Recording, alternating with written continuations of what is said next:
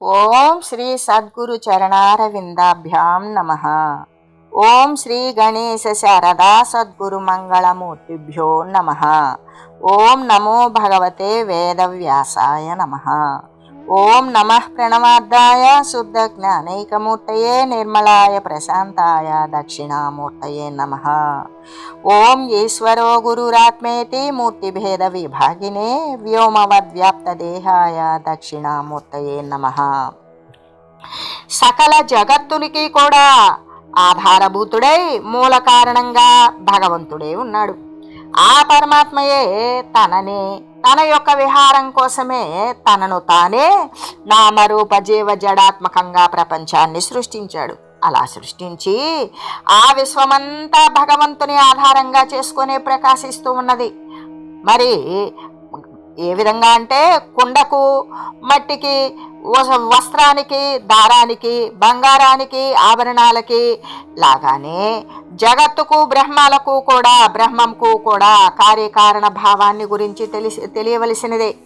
అట్టి కార్యకారణ రూప పరమాత్మ స్వరూపుడైన శ్రీ గురువర్యుని సర్వాత్మ భావ విజ్ఞానము కోసము నేను మిక్కిలిగా నమస్కరిస్తూ ఉన్నాను అని తెలియజేస్తూ, అంటే జగద్బ్రహ్మలకి జీవేశ్వరులకి కూడా ఏకత్వమే ఉన్నది అని తెలియజేస్తూ, అంతేకాదు నానారూపమిదం విశ్వం నకేనాప్యస్తి భిన్నత కార్యకారణ రూపాయ తస్మై శ్రీ గురవే నమః. ఈ ప్రపంచమంతా కూడా నానా విధములుగా ఉన్నది. ఒక్క రకంగా కాదు, అనేక రకాలుగా ఉన్నది ఈ ప్రపంచము. ఇక్కడ ప్రపంచము అంటే ఏంటి అంటే ఆకాశ, వాయు, అగ్ని, జల, పృథ్వులు, ఈ పంచభూతాల యొక్క అంటే కలయిక. ఈ పంచభూతాల కలయికతో ఏర్పడినటువంటి పదార్థాల వల్ల జనించినటువంటి ఈ జీవ సమూహం అంతా కూడా ఏ విధంగా ఉన్నది? నానా విధాలుగా ఉన్నది. అదంతా కూడా విచారించి చూస్తే అది పరమేశ్వరుని యొక్క ఐశ్వర్యము, పరమేశ్వరుని యొక్క విభూతికి ఆవలిగా లేదు. అదంతా పరమాత్మ యొక్క లీల మాత్రమే. అంటే పరమేశ్వరుని స్వరూపమే నానా స్వరూపాలుగా, వివిధ రకాల స్వరూపాలుగా ఉంటూ ఉన్నది. అంటే జగత్తుకి, పరమాత్మకు ఏ కారణము చేతను భేదము ఉన్నది అని చెప్పడానికి సాధ్యము కాదు. ఏ విధంగా లేదు అంటే జగత్తుకి, పరమాత్మకు, జగత్తు అంటే వచ్చిపోయేటువంటి స్థితి, పరమాత్మ ఒక స్థిరమైనటువంటి అధిష్టాన వస్తువు. అక్కడ వస్తువు అని మనం చెప్పుకుంటున్నామంటే మరి అది వస్తువా? కాదు. అంతకంటే చెప్పుకోవడానికి మరొక మాట రాక అది అధిష్టాన వస్తువు అని చెప్తున్నాం. సర్వాంతర్యామి, సర్వవ్యాపకము అని చెప్పవలసిందే. కానీ పరమాత్మకు ఒక పేరు పెట్టి దానిని ఒక పరిచ్ఛిన్నంగా చూడడం అనేది మన ఉద్దేశ్యం కాదు.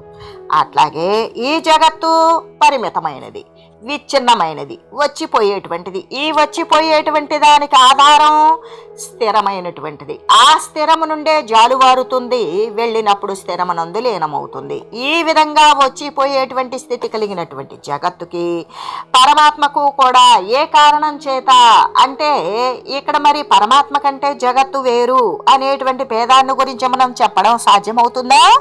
కాదు. ఎందుకు? దాని యొక్క మూలం, జగత్తు యొక్క మూలం పరబ్రహ్మమే. కాబట్టి జగత్తు పరమాత్మ కన్నా ఏమాత్రము అది వేరు కాదు. ఎలాగంటే ఖడ్గాదులున్నాయి అంటే ఏదైనా ఆయుధాలు తయారు చేయాలి. ఆ ఆయుధాలు మరి లోహానికంటే వేరైనటువంటిదా? లోహం లేకుండా ఆయుధాలు తయారవుతాయా? కావు. అట్లాగే లోహం కంటే ఖడ్గము మొదలైనటువంటి అస్త్రశస్త్రాలు ఇవన్నీ కూడా ఏంటి అంటే లోహం కంటే వేరైనవి కావు.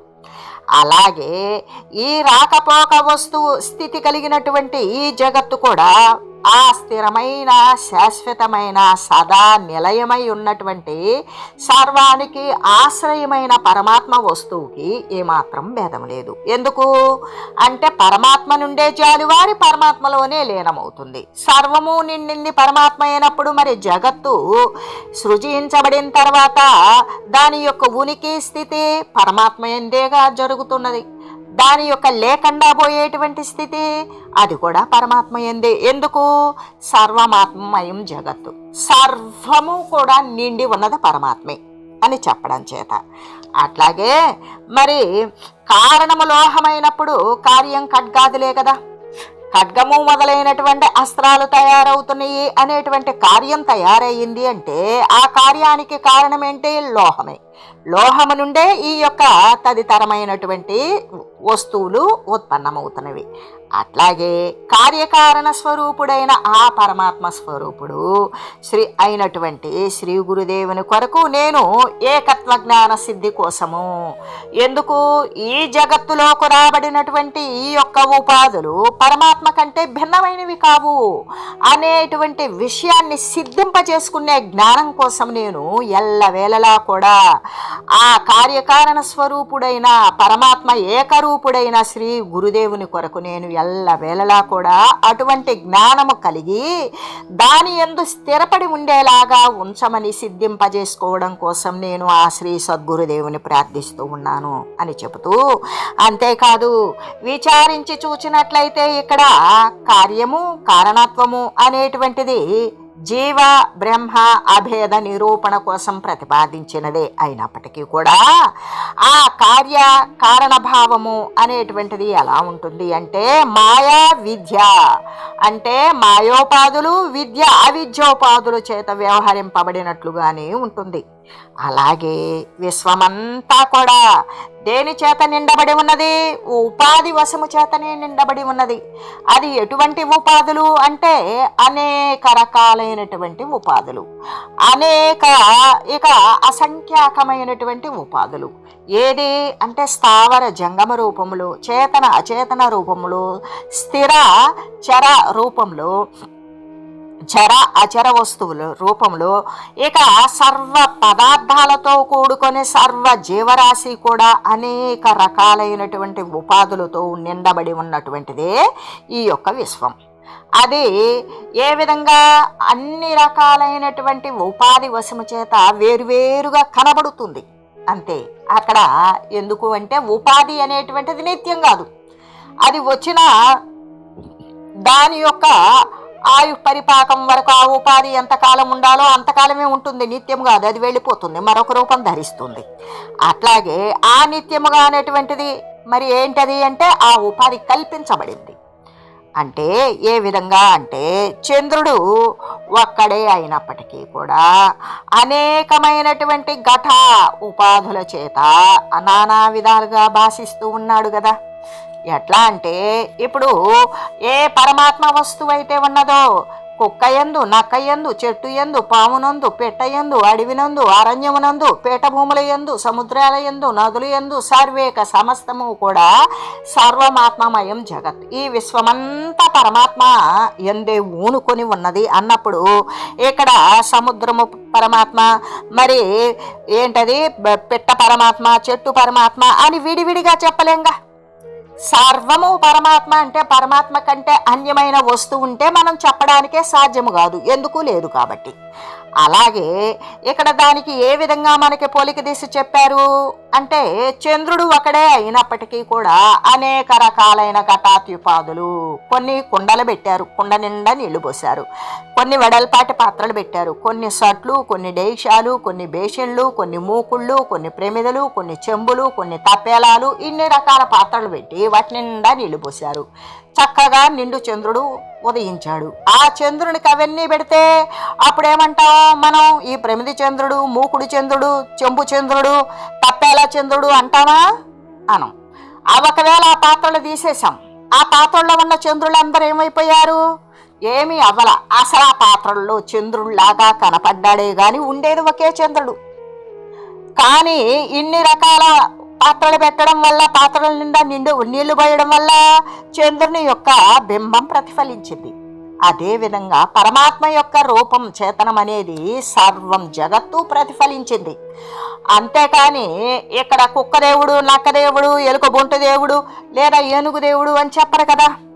సర్వము. అందుకని దానికి దీంట్లో ఉన్న దేవుడే, దాంట్లో ఉన్న దేవుడే అని క్రూరమైనటువంటి జంతువుల జోలికి వెళ్తే ఆ యొక్క దేహ ఉపాధికి ఉండేటువంటి ఆ ఉపాధికి కల్పించబడినటువంటి శక్తి ద్వారా మళ్ళీ మన మూర్ఖత లోబడిపోతుంది. అందుకని దేనికి కల్పించబడినటువంటిది దానిదే సర్వం నిండింది. క్రూరంలో ఉన్నా, కాఠిన్యంలో ఉన్నా, తెలివిలో ఉన్నా, జిత్తులు మారితనంలో ఉన్నా, దైవం యొక్క తత్వ విచారణలో ఉన్నా, మూర్ఖతలో ఉన్నా, మందబుద్ధిలో ఉన్నా, మరి హింసాత్మకంలో ఉన్నా, దయతో ఉన్నా, ఉద్ధరించే స్థితిలో ఉన్నా, ఉద్ధరింపబడే స్థితిలో ఉన్నా, సర్వంలో ఉన్నటువంటిది పరమాత్మ వస్తువు తప్ప మరొకటి కాదు. అయితే దాన్ని ఎరిగి ప్రయత్నించాలి అనే కదా చెప్పేటువంటి విచక్షణ అని చెబుతూ, ఒకవేళ అటువంటి ఉపాధి ఇప్పుడు చంద్రుడికి పెట్టబడినటువంటి ఆ యొక్క పాత్రలన్నీ తొలగిస్తే అక్కడ ఏమీ లేదు. ఉండేటువంటి మిన్నులో అంటే ఆకాశంలో ఉన్నటువంటి చంద్రుడు ఒక్కడే అయినట్లుగానే ఈ ఉపాధులు అంటే మనం కొని తెచ్చుకున్నటువంటి కర్మ వాసనల ద్వారా మనం తెచ్చుకున్నటువంటి ఉపాధులు గనక దూరీకృతమైనవి అనుకో, అప్పుడు దానిని దూరం చేసుకుంటే, అంటే దూరం చేసుకోవటం అంటే దీనిని విషమేసో లేదా ఏదైనా బలవత్తరంగా పతనం చేసుకోవడం అని కాదు. అంటే ఇది అబద్ధమైన వస్తువు అని ఎవడైతే స్థిరపడి ఉంటాడో వాడు జ్ఞాన వస్తువునుందో ఆరూఢుడై ఉంటాడు.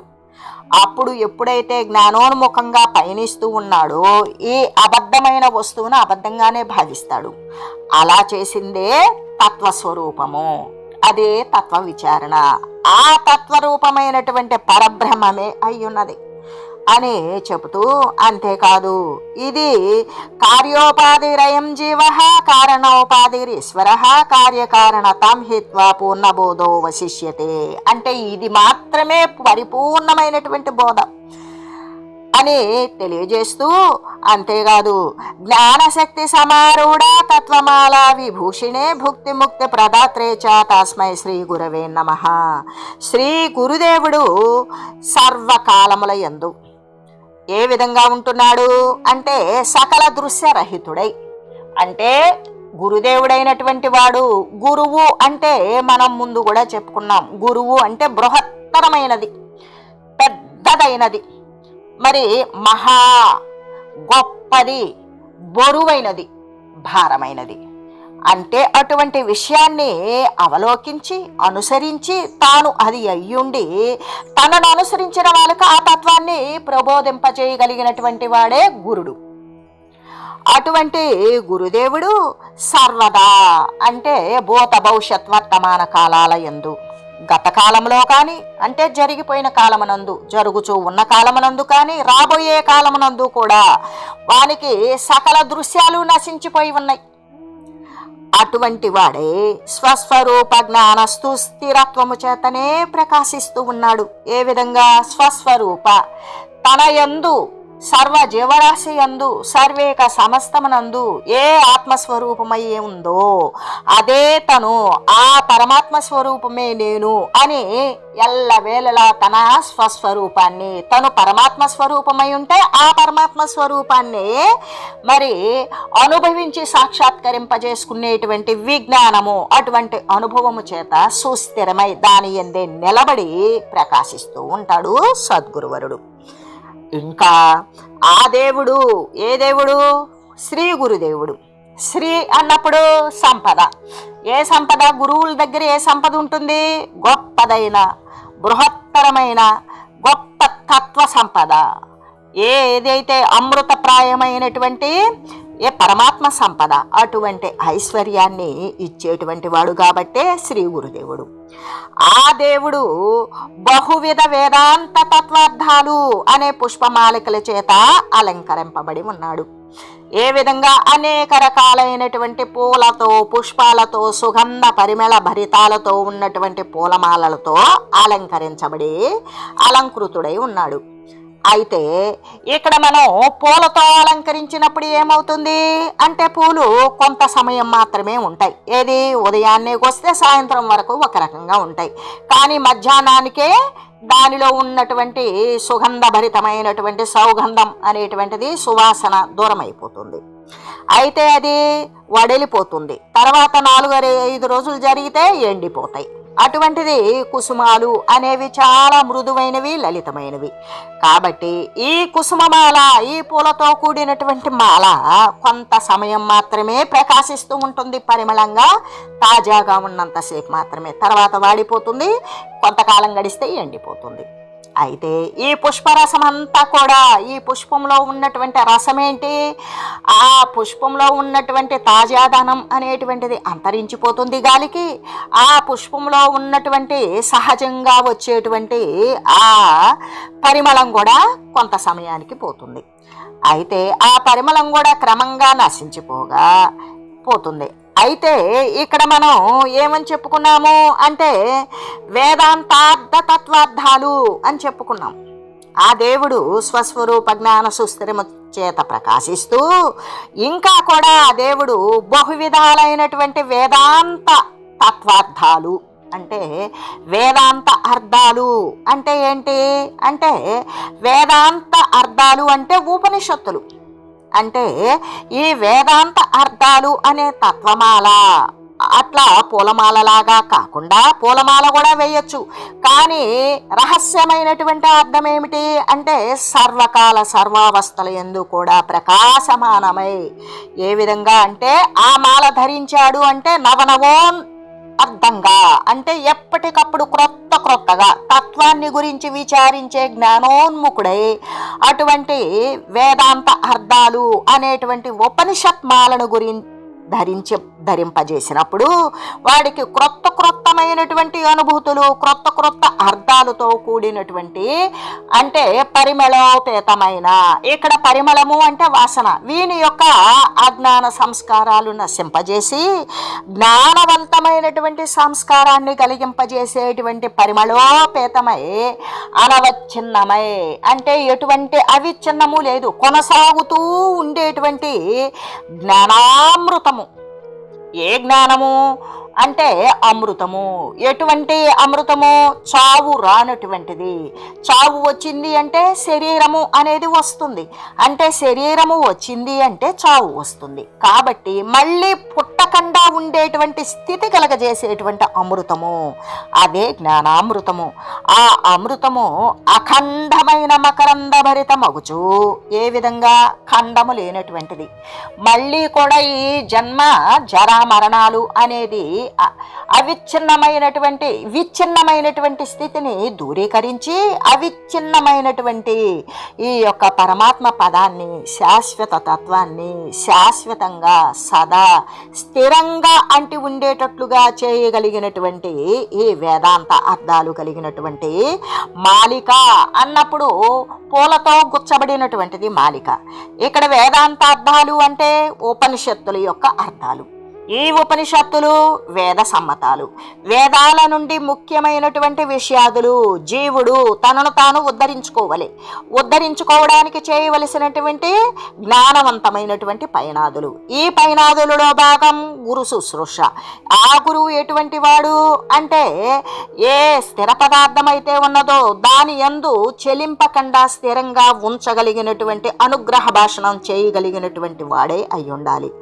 అటువంటి రత్నమాలికలైనటువంటి వేదాంతమైన అర్థాలను రత్నాలుగా పోల్చుకుంటూ ఆ రత్నాలలో కూడా లావణ్యము అనేటువంటిది, దాంట్లో కూడా మళ్ళీ మెరుపు అనేటువంటిది మెరుస్తూ ఉన్నట్లుగానే ఈ యొక్క వేదాంత రత్నాలలో జ్ఞానతత్వము అంటే ఈ జ్ఞానము అనేటువంటి శాశ్వతమైన పదము, సత్య వస్తువు, దానిని గురించి దాని యొక్క తేజస్సు ఈ జ్ఞానతత్వ ప్రయాణంలో మనకి సర్వదా కూడా ఆ తేజస్సు ఉంటూనే ఉంటుంది.